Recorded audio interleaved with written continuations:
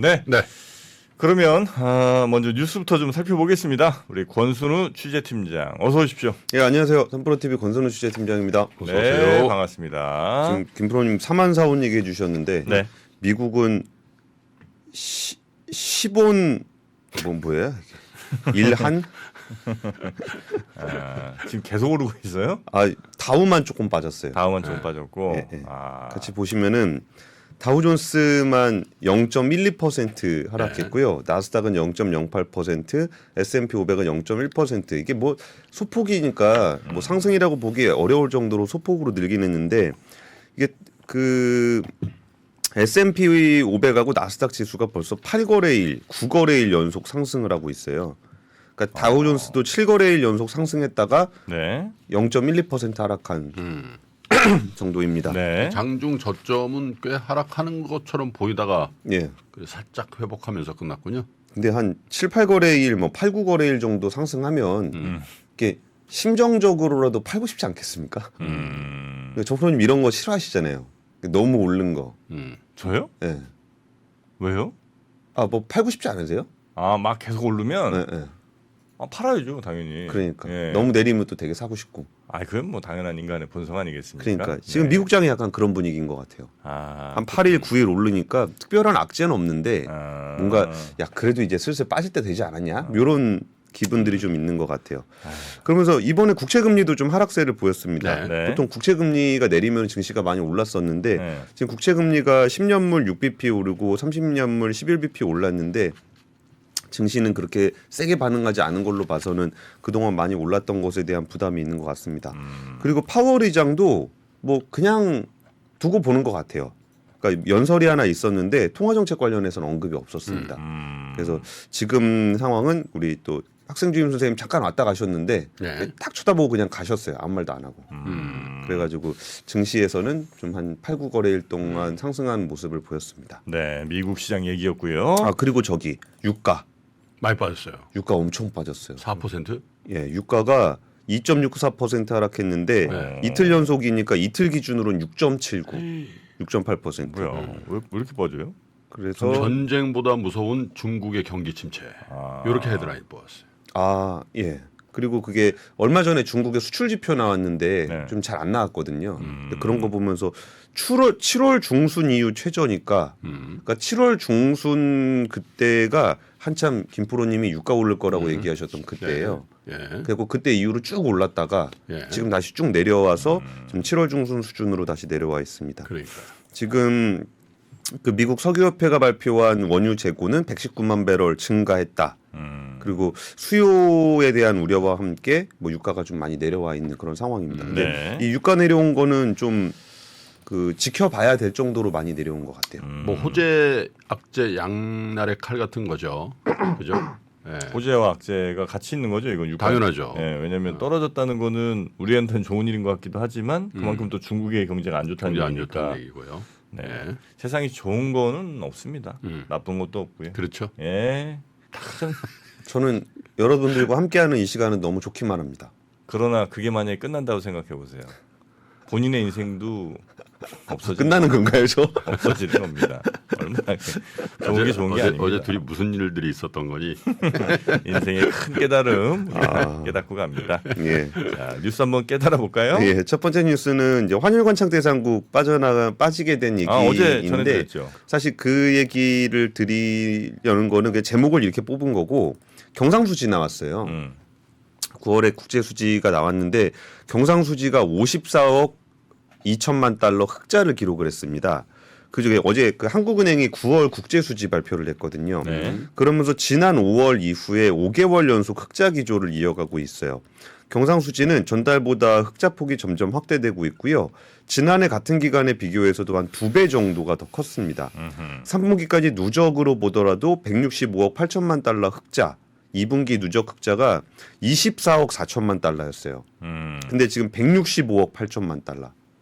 그러니까 6개월 동안 24억 달러 흑자였는데 3분기 한 분기 동안 거의 한 140억 달러가 흑자가 난 거예요.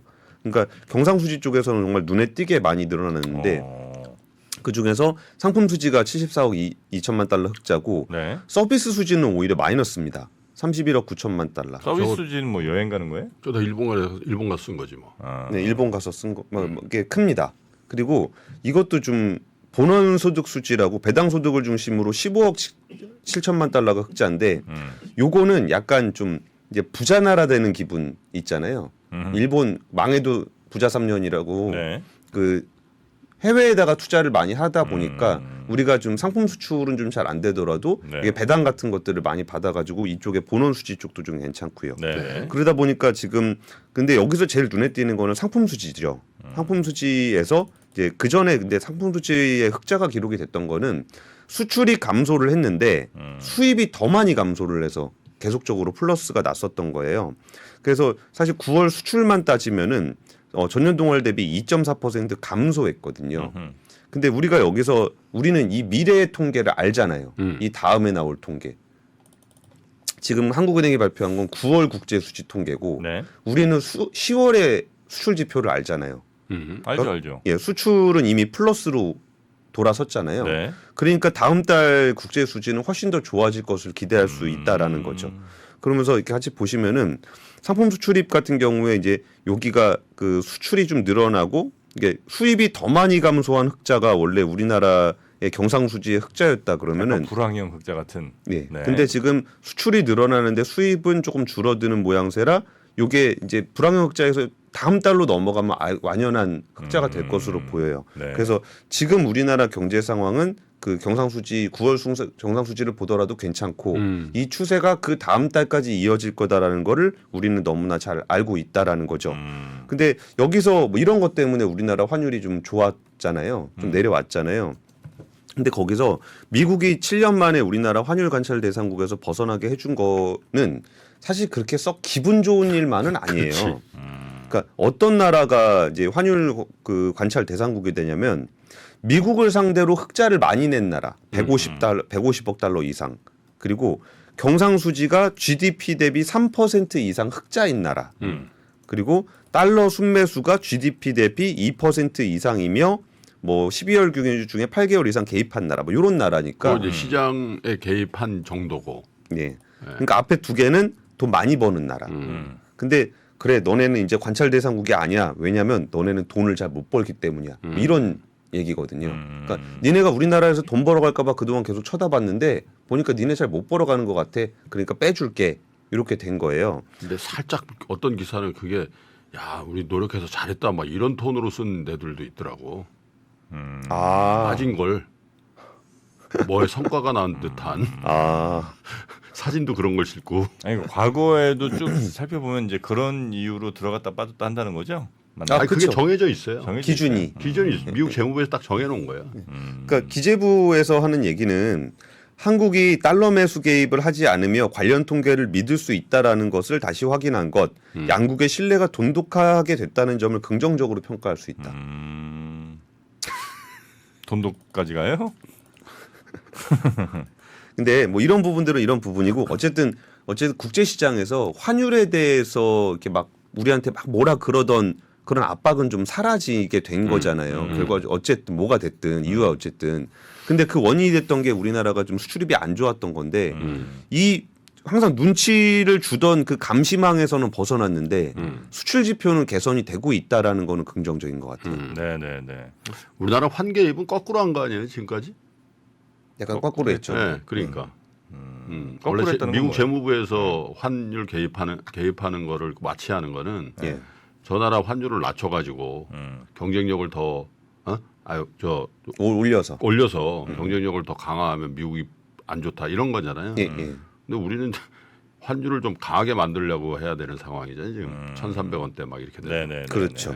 예. 그래갖고 근데 어쨌든 뭐 그 부분이 그 1,300원, 1,400원까지 올라간 게 우리가 약해서 그렇게 된 거라 그거는 미국에서 좀 빼준 것 같습니다. 그러니까요. 여튼 우리 수출이 조금 그동안 부진했던 게 환율 요 관찰 대상국에서 벗어난 이유다. 예. 네, 근데 지금은 수출은 개선되고 있다. 근데 감시망에서는 빠지고 수출은 개선되고 있고.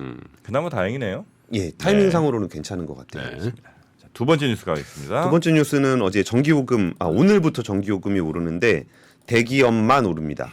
대기업만 킬로와트 시당 10.6원이 올라갑니다. 그래서 그러니까 이게 그 가정용, 산업용, 그 중소기업용 요런 거는 안 올라갑니다. 네. 근데 이게 그 전기요금 중에서 산업용 전기요금만 오른 거는 2007년 이후에 16년만이라고 해요. 그래서 이번에 그 대상이 되는 산업용 전기를 쓰는 고객은 42,000호. 그러니까 2,486만 호 중에 42,000호니까 0.2% 수준입니다. 그러니까 굉장히 소수죠. 네. 근데 이들이 쓰는 전력량은 전체 전력의 49%입니다. 0.2%가 진짜 많이 쓰죠. 근데 이거 제가 예전에 한국일보에서 네. 그 만든 표인데 이거랑 관련 있는 표는 아닙니다만 신기했던 게 삼성전자 혼자 쓰는 전기가 부산시 전체와 같다. 그거 진짜? 네, 하이닉스가 쓰는 전기가 대전과 같다. 아, 삼성 디스플레이 쓰는 전기가 제주도와 같다. 이런 표입니다. 아니 그 진짜 저거 보니까 확 와닿네. 진짜 많이 쓰죠. 기업 하나가 그렇게 많이 쓴다고요? 진짜 많이 쓰죠. 와, 그래서 얼마를 올린다고 몇 %를? 네, 그 10.6원, 킬로와트 시당. 10.6원을 올리게 됩니다. 대략 그러면 금액으로는 어느 정도가 더 거친다 뭐 이런 게 그 있나요? 연간으로 따지면 한 4천억 정도. 그 내년에 2조 올해 4천억, 내년에 2조 8천억 정도 전기를 더 걷는데 월 2천억 정도의 월 효과가 2천억 있다고 정도가 해요. 더 거친다. 예, 그 기업당으로 하면 2천만 원 정도 올라가는 효과가 있다고 합니다. 근데 이 부분을 사실 그 정부에서는 대기업이 상대적으로 값싼 전기의 효과를 누려온 만큼 이번에 경영 효율과 에너지 효율에 집중할 것으로 보인다라고 좀 얘기를 하고 있기는 해요. 근데 사실 이 부분은 약간은 그 비판의 목소리도 좀 나오기는 해요. 왜요? 그러니까 이거 올린다고 지금 한전 적자가 지금 200조인데 이게 되겠냐? 근데 거기에서 이제 전반적으로 올려야 되는데 대기업의 이제 작은 대기업만 올린 부분들이 좀 아쉽다라는 거고. 뭐, 한국- 전체 양의 40%인데 뭐 40몇 프로면 그러니까 뭐 작은 대기업이야. 뭘 작아? 근데 이것조차도 크지 않다라는 거죠. 그러니까 지금 한국전력이 뭐 자산 매각하고 희망퇴직하고 이런 거 자구안 내고 있는데 네. 뭐 인력개발원 부지 매각하고 한전 KDN 지분 20% 매각, 필리핀 지분 전략 매각 이런 거 해요.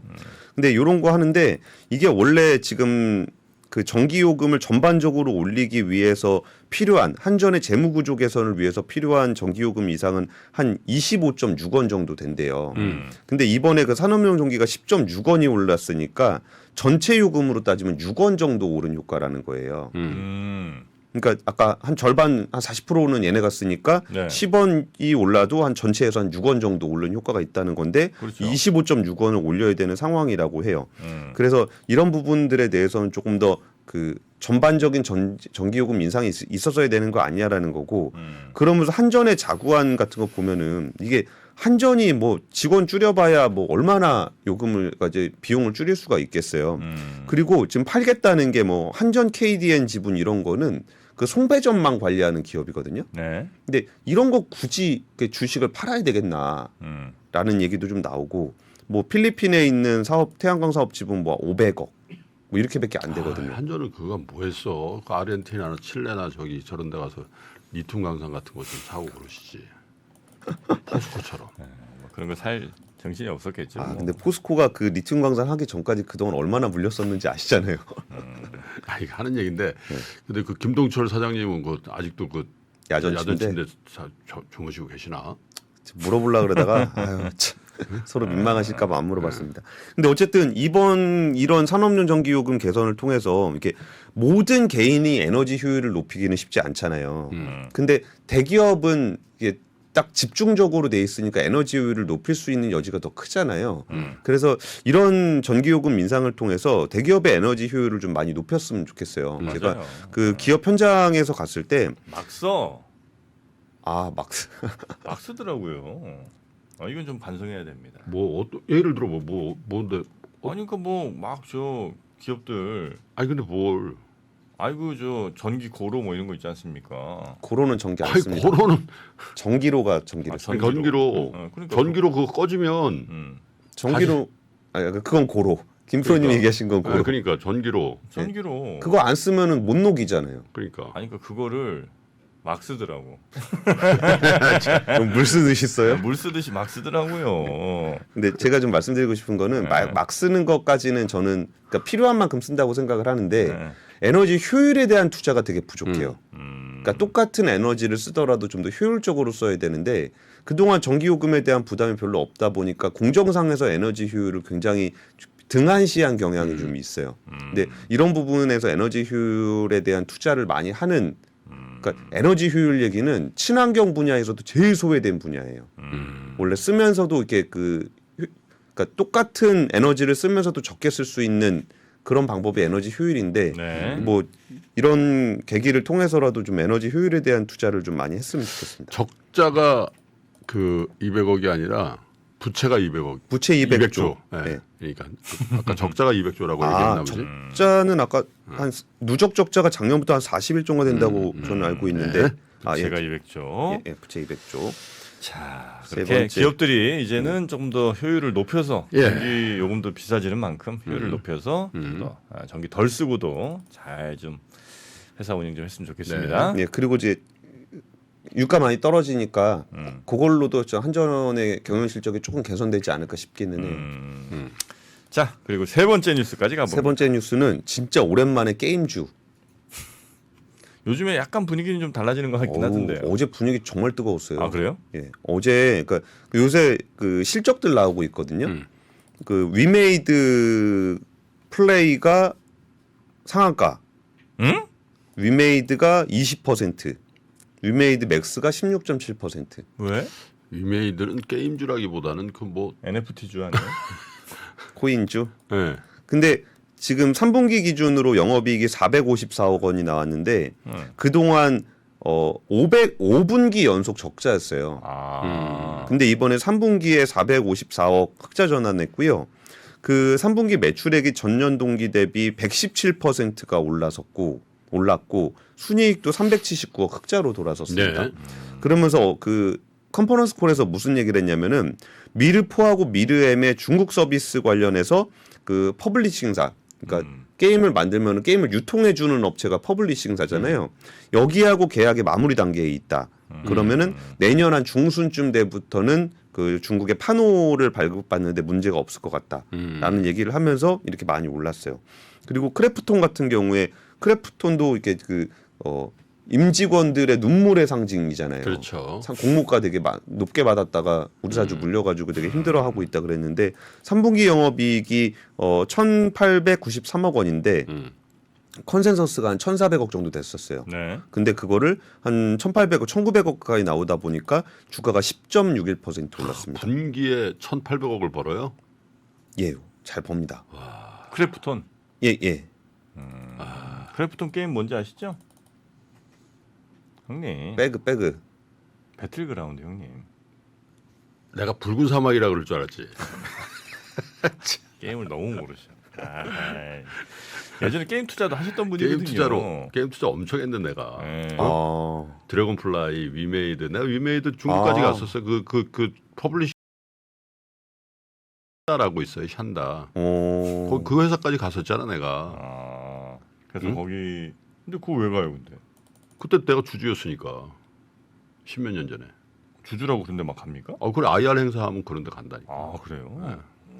내가 주주인데 말이야. 그러면서 이렇게 내가 게임주만 해도 위메이드, 드래곤플라이, 조이시티, 조이맥스, 아이고야. NC 와. 뭐 아유, 추억의 게임들. 추억의 게임들. 네, 테트리스 안 나온 게 다행입니다. 네.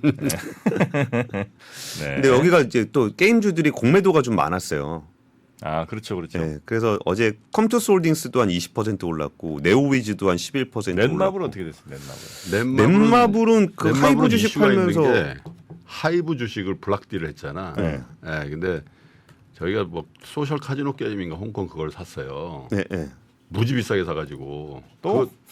꽤 됐지. 아, 그거 이제 빚을 갚아야 되거든. 그거 살 때 돈을 2종가 빌려가지고. 네, 네. 아이고야. 근데 넷마블도 어제 5.7% 올랐고요. 네. 최근 5거래일 기준으로는 20% 올랐습니다. 아, 그렇습니까? 그 블록딜 그 재료도 같이 들어간 것 같아. 네. 근데 여기서 제가 조금 다른 뉴스를 하나 연결해서 좀 말씀드리고 싶은 게 이게 게임주 주가 올라간 건 좋은데 그동안 그런 게임주가 왜 이렇게 안 갔었는가에 네. 대한 거를 잠깐 살펴보면은 월스트리트저널에서 그 시장정보업체 센서타워의 자료를 인용해서 9월까지 중국을 제외한 전 세계 모바일 게임의 100대 흥행작을 살펴봤다는 거예요. 근데 여기서 중국 작품이 29건으로 가장 많았고 그 숫자가 일본이랑 미국 기업을 합친 흥행작하고 똑같은 숫자가 중국 기업인 거예요. 야. 그리고서 이제 우리나라 같은 경우에도 2019년 11건에서 13건으로 늘어나서 우리나라도 그나마 좀 잘한 걸로 보일 수가 있는데 이게 중국의 어떤 게임 업체들이 전 세계 매출, 그러니까 중국 제외하고입니다.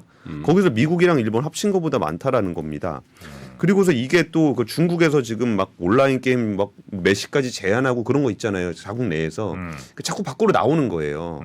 근데 우리나라가 예전에는 뭐 이렇게 중국에 간다라는 뭐 판호만 나온다 그러면 상한가 가고 시작했거든요. 그렇죠. 워낙 뭐 게임이 좋으니까. 예. 근데 그거 우리나라 판호 좀 받은 기업들 중국에서 장사 잘 된다는 소리 들어본 적 별로 없으시죠? 그렇죠. 지금 막 50이 70이 막 그렇게 하고 있어요. 그러니까 우리 거 베껴서 뭐 한다 그랬던 그 중국 게임들이 지금 전 세계적으로 이렇게 돈을 벌고 있거든요. 원신 이런 거는 글로벌 베스트셀링 게임이 그래요? 되고 있어요. 그래서 우리나라가 이게 어떤 다른 이유가 많이 있겠지만 네. 정말 본질적으로 게임주가 잘 못 갔던 이유는 게임 하는 사람들로부터 게임 회사들이 많이 외면을 받았어요. 맞아요.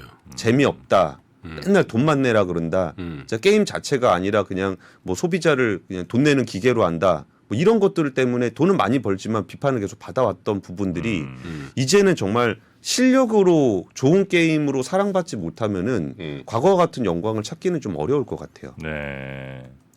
한국 게임 회사가 게임도 잘 만들었지만 사실 세계 게임사에 네. 가장 그 뭐 혁신이라고 할까? 그게 사실 이제 과금 모델이거든요. 가차. 네. 근데 이제 그게 혁신이 아니라 계속 거기에만 머물러 있다 보니까 그 과금이 이제 한참 꿀 빨았는데 음. 예, 이제는 더 이상 안 통하는 그런 상황이 좀 된 것 같네요. 그나저나 우리 저 권 기자 네. 카메라가 좀 초점이 안 맞아갖고 왜? 아니 좀 약간 아, 저요? 예, 초점이 좀 안 맞았어요. 그래서 이제 그걸 맞추러 우리 또 PD가 왔다 갔는데 왔다 갔어? 예, 나왔어? 근데 출연했어? 예, 결국 또 못 맞추더라고요. 렌즈에 내가 김 꼈다고 했지 내가. 네. 자, 다음 우리 박병창 이사님 오시기 전까지 맞춰 놓겠습니다. 네.